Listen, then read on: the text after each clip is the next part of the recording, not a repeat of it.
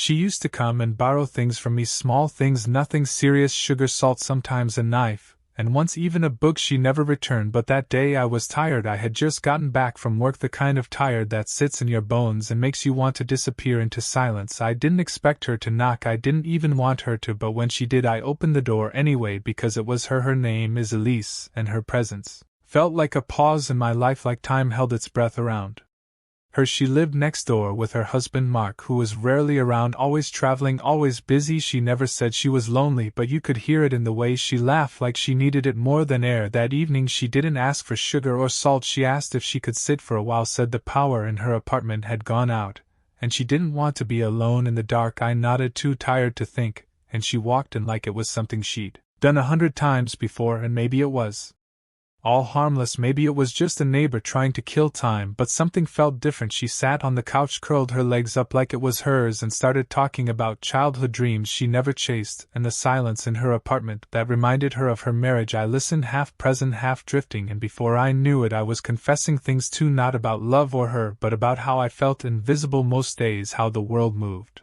fast and I couldn't keep up. We didn't touch, not that night, not physically, but something unspoken settled between us, a kind of closeness that couldn't be explained, only felt. When she left she said thank you in a way that sounded too tender for someone just borrowing time. The next day things felt different. She smiled longer than usual and lingered in the hallway, her fingers brushing the edge of my doorframe as if trying to decide whether to knock again, and when she finally did I let her in before she could speak. It became routine, not planned, not force, just something that kept happening, like a song we both knew the words to without ever learning them. Her husband Mark came home that weekend. He nodded at me in the hallway, polite but distant. Elise didn't mention him much, but when she did her voice dropped like she was swallowing words she couldn't say. I didn't ask questions because I didn't want answers. I wasn't ready to hear. One evening she came over again. It was late, and she was upset, her eyes red from crying. She didn't say much, just sat beside me and leaned her head on my shoulder, and I didn't move, I didn't breathe, because I knew that if I did the truth would come pouring out, that we were no longer just neighbors, we were two people standing on the edge of something we couldn't name. By the time summer came around she had memorized where I kept the mugs and how I liked my tea. Her presence had become a comfort and a threat all at once. I caught myself waiting for her knocks, listening for her footsteps, hoping for the sound of her key turning in my door. It wasn't love, not exactly, it was need and familiarity, and something softer than desire but stronger than friendship, and I knew it couldn't last, but I didn't want it to end either. We were living in borrowed moments, and stolen time, and pretending like we weren't. The night it happened I had just gotten out of the shower, and was toweling my hair when she walked in without knocking, her face pale, her hands trembling. She said she couldn't do it anymore, that she felt like a traitor, that Mark had started asking questions, and she didn't know how to lie to him. We didn't sleep together that night. We just held each other like we were trying to put all the broken pieces back together, but instead we shattered a little more. Mark's suspicion grew. He started staying home more, watching Elise like she was something slipping through his fingers. He came by one afternoon and asked if I'd seen her. I said no, and that was the first real lie I ever told in my life. It tasted bitter, like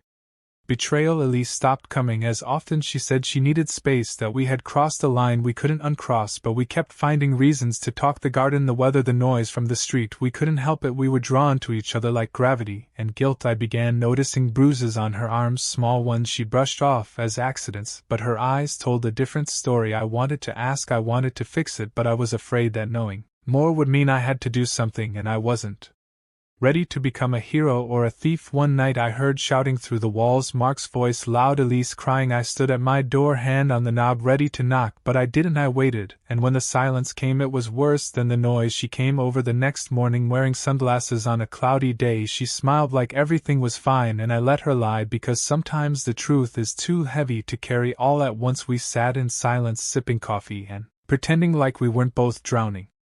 That was the moment I knew I loved her, not the kind of love that fixes everything, but the kind that stays even when it shouldn't, the kind that hurts because it can't be spoken out loud. She started packing in secret boxes hidden in closets behind coats. She told me she was leaving. Mark said she needed to find herself again. I offered her my couch, my heart, my everything, but she said no, said she needed to stand on her own. Her last night in the apartment, she came over and we sat on the floor, surrounded by boxes and memories. She kissed me for the first time, soft and sad like a goodbye, and I kissed her back like I was trying to hold on to a dream that was already fading. When she left the next morning, I watched from the window as the taxi pulled away. She didn't look back, and I didn't wave. We had already said everything we couldn't say. Weeks passed, and the silence was deafening. I went back to my routines, but nothing felt the same. The apartment next door stayed empty, and I caught myself waiting for footsteps that never came. Then one day a letter arrived, no return address, just my name written in her handwriting. Inside was a note, a single sentence: "I'm okay, thank you for seeing me when I couldn't see myself."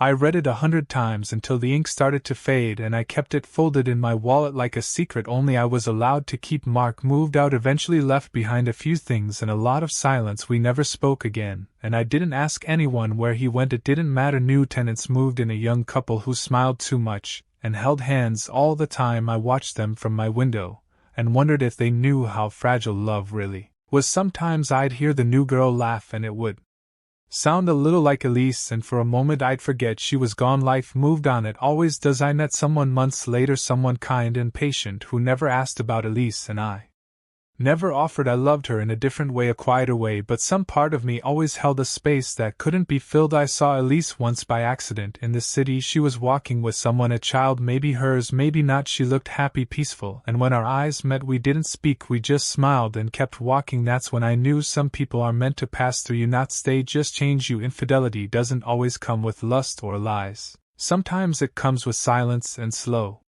drifting. Sometimes it's not about sex but about connection, about being seen and heard and needed in ways your partner has forgotten. Elise wasn't a mistake, she was a mirror, and in her reflection I saw everything I had buried and everything I was afraid to admit. We loved in the wrong time, in the wrong way, but maybe that's what made it real, maybe that's what made it unforgettable.